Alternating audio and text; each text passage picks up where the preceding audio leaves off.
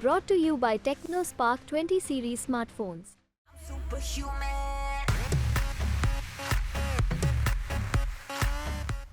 नमस्कार, मैं राजू कुमार झा और देश की स्काई की वीआईपी सीट पर आज बात करेंगे महाराष्ट्र के औरंगाबाद सीट की। औरंगाबाद आधिकारिक तौर पर अगर इसकी बात की जाए तो छत्रपति संभाजी नगर के रूप में भी जाना जाता है। ये शहर सूती वस्त्र और कलात्मक रेशमी कपड़ों के लिए प्रमुख उत्पादक केंद्र भी है और इसके लिए प्रसिद्ध भी है। मराठा आंदोलन का सबसे ज्यादा असर औरंगाबाद लोकसभा सीट पर भी दिखाई दिया था। राजनीतिक दृष्टिकोण से अगर इस सीट को देखा जाए तो यह कांग्रेस का गढ़ रहा, लेकिन 1999 आते आते यह शिवसेना का गढ़ बन गया। औरंगाबाद राज्य की कुल 48 लोकसभा सीटों में से एक सीट है जिसको लेकर काफी चर्चा भी होती रही है। इस बार 2024 लोकसभा चुनाव में 5 उम्मीदवार का मुकाबला सीधे तौर पर देखने को मिल रहा है। शिवसेना यूबीटी के तरफ से हैं चंद्रकांत खैरे वर्सेस एआईएमआईएम के तरफ से सैयद इम्तियाज जलील जो वर्तमान में सांसद भी हैं, और शिवसेना शिंदे गुट के तरफ से हैं संदीपन भूमरे, वीबीए के तरफ से हैं अफसर खान, निर्दलीय उम्मीदवार हैं हर्षवर्धन जाधव। वहीं 2019 में एआईएमआईएम के साथ गठबंधन में चुनाव लड़ने वाले प्रकाश आंबेडकर की पार्टी वीबीए के नेतृत्व वाली वंचित बहुजन आघाड़ी इस बार अलग चुनाव लड़ रही है। पूर्व कांग्रेस पार्षद संजय जगताप बसपा के टिकट पर चुनाव लड़ रहे हैं। वहीं पूर्व विधायक हर्षवर्धन जाधव जिन्होंने पिछले चुनाव में निर्दलीय उम्मीदवार के तौर पर 2.5 लाख वोट हासिल किए थे, वो भी इस बार चुनावी मैदान में हैं। देखना दिलचस्प ये होगा कि इस बार का समीकरण क्या कुछ निकल कर आता है, लेकिन अभी तक के समीकरण पर अगर नजर डालें तो आपको विस्तार से बताते हैं कि 2014, 2019 और उससे पहले के राजनीतिक समीकरण यहाँ के क्या कुछ रहे। 2019 लोकसभा चुनाव के परिणाम की अगर बात की जाए तो यहाँ पर एआईएमआईएम के उम्मीदवार सैयद इम्तियाज जलील 3,89,042 वोट से जीते, 32.47% वोट प्रतिशत रहा। शिवसेना के चंद्रकांत खैरे 3,84,550 वोट से दूसरे नंबर पर 32%, निर्दलीय हर्षवर्धन जाधव 2,83,000 वोट मिले 23% के करीब। कांग्रेस के सुभाष को 91,000 वोट मिले थे 7% के करीब में रहा था। और 1998 में कांग्रेस ने रामकृष्ण बाबा पाटिल को मैदान में उतारा और वो सांसद चुने गए। इसके बाद 1999 में यह सीट शिवसेना के पाले में चली गई और 2014 तक उसी के कब्जे में भी रही। 2014 के लोकसभा चुनाव के परिणाम को अगर देखा जाए तो औरंगाबाद जो महाराष्ट्र की लोकसभा सीट है, इस पर शिवसेना के उम्मीदवार चंद्रकांत खैरे मैदान में थे और जीते 5,20,902 वोट से 52.99% वोट प्रतिशत रहा। कांग्रेस के नितिन पाटिल को 3,58,902 वोट मिले 36% के करीब वोट प्रतिशत। बसपा के जेवीकर इंदिरा कुमार को 37,419 वोट मिले 3.81% वोट प्रतिशत रहा। महाराष्ट्र का औरंगाबाद शहर अजंता और अलोरा के गुफाओं की वजह से भी काफी मशहूर है। इन गुफाओं को विश्व धरोहर वर्ल्ड हेरिटेज में भी शामिल किया गया है। मध्यकाल में औरंगाबाद भारत में अपना महत्वपूर्ण स्थान रखता था। औरंगजेब ने अपने जीवन का एक हिस्सा यहीं व्यतीत किया था। यहीं औरंगजेब की मृत्यु भी हुई थी। औरंगजेब की पत्नी रबिया दुरानी का मकबरा भी यहीं पर है, इसलिए इसे पश्चिम का ताजमहल भी कहा जाता है।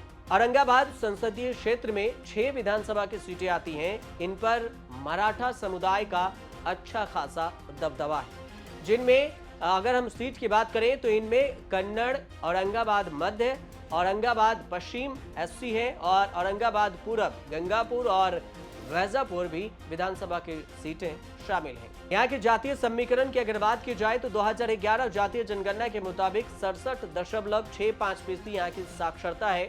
ग्रामीण वोटर 8,53,243 हैं 44% के करीब। शहरी वोटर 10,55,578 55.3% के करीब। 2019 में 19,08,821 वोटर की गिनती हुई थी। महाराष्ट्र की औरंगाबाद लोकसभा सीट पर बौद्ध, एससी वर्ग यानी कि दलित और मुस्लिम मतदाताओं की आबादी सबसे ज्यादा है। वहीं पर अगर जातिगत समीकरण को यहां पर देखा जाए कि किस धर्म की कितनी आबादी है, तो बौद्ध धर्म के 8.35%, ईसाई धर्म के 0.43%, जैन धर्म के 0.84%, मुस्लिम धर्म के 21.8% और अनुसूचित जाति के 16.1%, अनुसूचित जनजाति के 3.7% और सिख समुदाय के 0.14%। 1952 में जब पहली बार यहां पर लोकसभा के चुनाव हुए थे, तब यहां से कांग्रेस पार्टी के सुरेश चंद्र पहली बार सांसद बने। इसके बाद 1957 में कांग्रेस के स्वामी रामानंद तीर्थ को टिकट दिया और उन्हें जीत भी मिली। अब तक किस पार्टी से कौन सांसद बना है, इसकी बात की जाए अगर 1952 से लेकर, तो 1952 में सुरेश चंद्र कांग्रेस पार्टी से जीते थे। 1957 में स्वामी रामानंद तीर्थ यहाँ कांग्रेस से जीते। 1962, 1967 में भाऊराव दंगडू राव यहाँ से जीते, देशमुख और कांग्रेस से थे। 1971 में मानिक राव पलोड़कर यहाँ से कांग्रेस से जीते थे। 1977 में बापू कलगेट जनता पार्टी से। 1980 में काजी सलीम कांग्रेस से जीते। 1984 में साहिबरा डोंगावकर कांग्रेस से जीते। 1989, 1991 में मोरेश्वर सावे शिवसेना से जीते। 1996 में प्रदीप जायसवाल शिवसेना से जीते। 1998 में रामकृष्ण पाटिल कांग्रेस से जीते। 1999, 2004, 2009, 2014 में चंद्रकांत खैरे शिवसेना से जीते। 2019 में सैयद इम्तियाज जलील AIMIM पार्टी से जीते हैं, जो वर्तमान में सांसद भी हैं।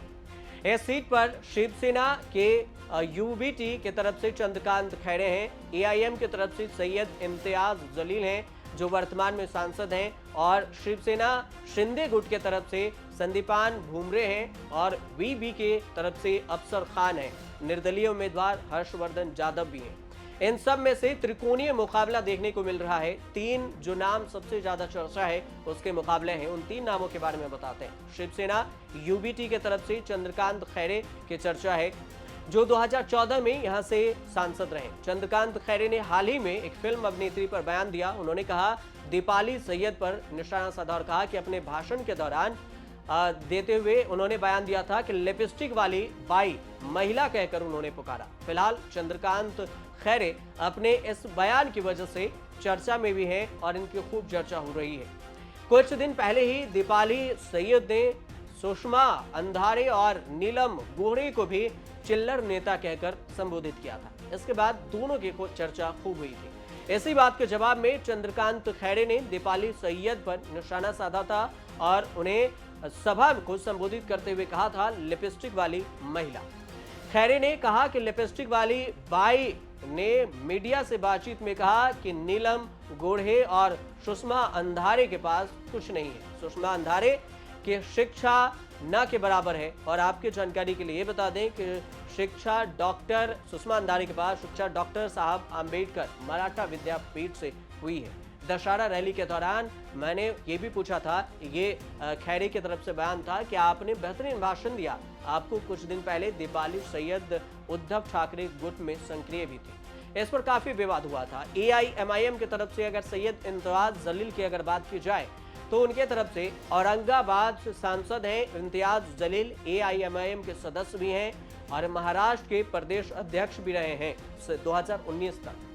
सैयद मोइन के पार्टी छोड़ने के बाद पिछले 2 साल से यह पद खाली हो गया था और सैयद इम्तियाज जलील मूल रूप से छत्रपति संभाजी नगर के रहने वाले हैं और वर्तमान में वो AIMIM के सदस्य हैं।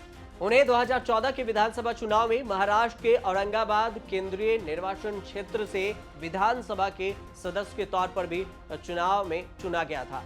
2019 के लोकसभा चुनाव में जलील को औरंगाबाद लोकसभा निर्वाचन क्षेत्र से सांसद के रूप में चुना गया और वो इस क्षेत्र से जीत भी गए। वर्तमान में वो सांसद भी हैं। कांग्रेस और NCP शरद चंद्र पवार की अगर बात की जाए तो सहयोगी सेना है UBT। उद्धव बाला साहब ठाकरे ने 4 बार के सांसद चंद्रकांत खैरे पर भरोसा जताया है, जो कि 2019 में AIMIM के इम्तियाज जलील से सिर्फ 4,492 वोटों से हार गए थे। शिंदे सेना ने कैबिनेट मंत्री संदीप राव भूमरे को मैदान में उतारा है, जो कि पैठन से विधायक हैं, जो पड़ोसी जालन जिले में पड़ता है। और इस बारे में औरंगाबाद हवाई अड्डे के बाहर एक फूड स्टॉल चलाने वाले सुजाता विरादन ने कहा था कि यह मुसीबत मोल लेने जैसी है। इन्होंने ये भी कहा कि हर कोई भ्रमित है, इतनी सारी पार्टियां और उम्मीदवार मैदान में है और इसकी कोई गारंटी नहीं कि बाद में कौन किसके साथ चला जाएगा। और इस बीच में अगर देखा जाए तो इम्तियाज जलील और चंद्रकांत खैरे के बीच में मुकाबला सीधे टक्कर का बन रहा है। लेकिन चुनाव परिणाम के बाद ही पता चल पाएगा। जब 4 जून को इसके परिणाम आएंगे तो इस सीट से कौन जीतता है, कौन हारता है, उसके बाद इस सीट का समीकरण क्लियर हो पाएगा। फिलहाल आप देखते रहिए न्यूज़ तक।